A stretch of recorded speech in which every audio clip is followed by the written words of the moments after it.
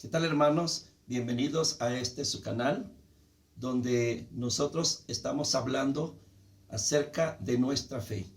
Esta es nuestra fe, la fe de la iglesia. Este es un canal 100% católico.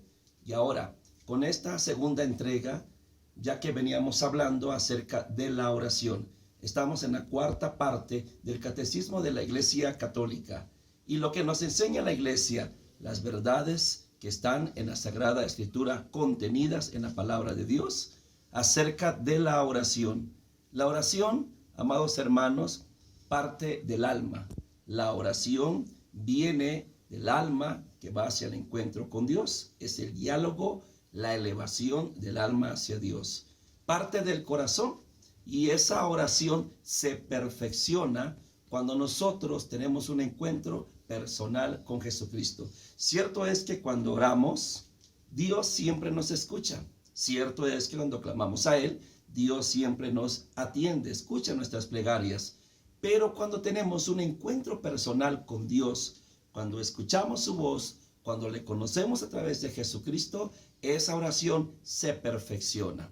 Amados hermanos, por lo tanto, la oración, como nos lo enseña el Antiguo Testamento, y es el punto que vamos a tratar, la oración a través del llamamiento que hace el Señor de Abraham. Encontramos en el Génesis, nosotros capítulo 12, versículo 4, cuando Dios llama a Abraham, esta obediencia o esta relación que tiene Abraham con Dios exige una obediencia, y Abraham se pone en camino hacia una tierra prometida. Primeramente, Abraham obedece, y enseguida, no pasa mucho, cuando Dios le da al hijo de la promesa, le da a su hijo Isaac, y a ese hijo Dios le exige un sacrificio. En la figura de Abraham encontramos nosotros que la oración va a exigir obediencia, ponernos en camino en la fe para que se ejecute la voluntad de Dios en nuestras vidas. Segundo, nos va a exigir sacrificio, nos va a exigir obediencia, nos va a exigir también, ¿por qué no decirlo?, dolor. Así es que Dios nos va a hacer de nuevo, pero para hacernos de nuevo va a tener que quitarnos ideas, cosas que tenemos en la mente, en el corazón, la contaminación del mundo, y para ello sentiremos que Dios nos va a quebrantar. Sentiremos que Dios nos va primero a deshacer para crearnos de nuevo como barro en sus manos. Ni lodo ni piedra, barro en las manos del Señor. Pero todo eso se va a lograr a través de esa relación que llevemos con Él en la oración. Y cuando esa oración es una entrega voluntaria de nuestra voluntad a la voluntad de Dios, entonces esa oración nos va a exigir, a través de la fe, nos va a exigir obediencia, y nos va a exigir también purificación. En la persona de Abraham encontramos, en la figura de Abraham, encontramos que la oración tiene que ser obediente y tiene que ser una oración que es purificada, o que nos va a purificar como cristianos.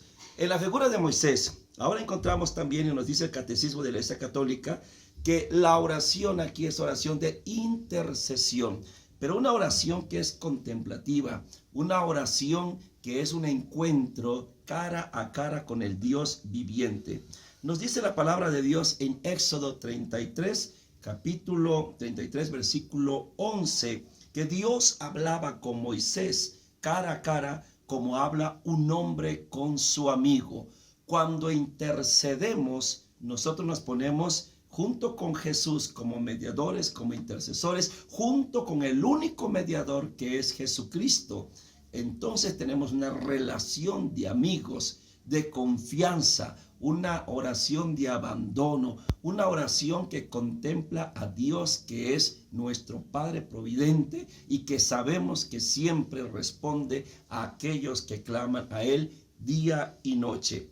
Dice la palabra del Señor en Hebreos capítulo 11, versículo 19, pensaba que poderoso era Dios aún para resucitar a los muertos. La oración de Moisés es típica de la oración contemplativa, decíamos, gracias a la cual el servidor es fiel a su misión. ¿Cuándo nos escucha Dios? Cuando nosotros vamos siendo fieles a la misión que Él nos ha encomendado. La oración nos va haciendo sentir, nos va abriendo, nos va develando que todos y cada uno de nosotros tenemos una misión. La pregunta aquí es, ¿cuál es tu misión en la vida? ¿Cuál es tu misión en el mundo? ¿Cuál es la misión por la cual Dios te dio el existir? ¿Ya la encontraste o no la has encontrado? Ora. Ora con toda confianza a ese Dios todopoderoso. Como dijimos en un principio, la oración que parte de un encuentro con su Hijo resucitado, con el Hijo resucitado de nuestro Dios Padre, nos va llevando a una obediencia y nos va llevando a descubrir cuál es la misión en nuestra vida. Ciertamente que estamos llamados para hacer obra de edificación, pero a través de esa voluntad y a través de esa obra, nosotros tenemos que aprender a orar, interceder para que se lleve a cabo los planes de Dios en nosotros, en nuestro pueblo, en la iglesia, en la humanidad. Como Moisés, tengamos una relación de amistad con Dios. La oración del pueblo de Dios, o la oración del pueblo de Dios, se desarrolla a la sombra de la morada de Dios, el arca de la alianza, y más tarde el templo. En los salmos, ahora vayamos a la figura de David, inspirado por el Espíritu Santo, es el primer profeta de la oración judía y cristiana. Cristo revelará y llevará a plenitud el sentido de esta oración. Los profetas son también para nosotros un ejemplo de estar ante el Señor. Con David y todos los profetas aprendemos y nos enseña el catecismo de la Iglesia Católica, nos presenta la Sagrada Escritura que David y todos los profetas nos enseñan que orar es estar en la presencia de Dios. Caer en la cuenta que cuando oramos estamos en la presencia de aquel que todo lo puede, aquel que todo lo quiere y aquel que nos quiere tener en su presencia. Amados hermanos, entonces, recapitulando, el Catecismo de la Iglesia Católica nos enseña que la oración nos exige, una vida de oración nos exige obediencia, nos exige purificación, nos exige interceder y nos exige estar en la presencia de aquel que nos ama con un amor eterno. Ahora bien, la oración perfecta es la oración que parte a través del encuentro vivo con nuestro Señor Jesucristo.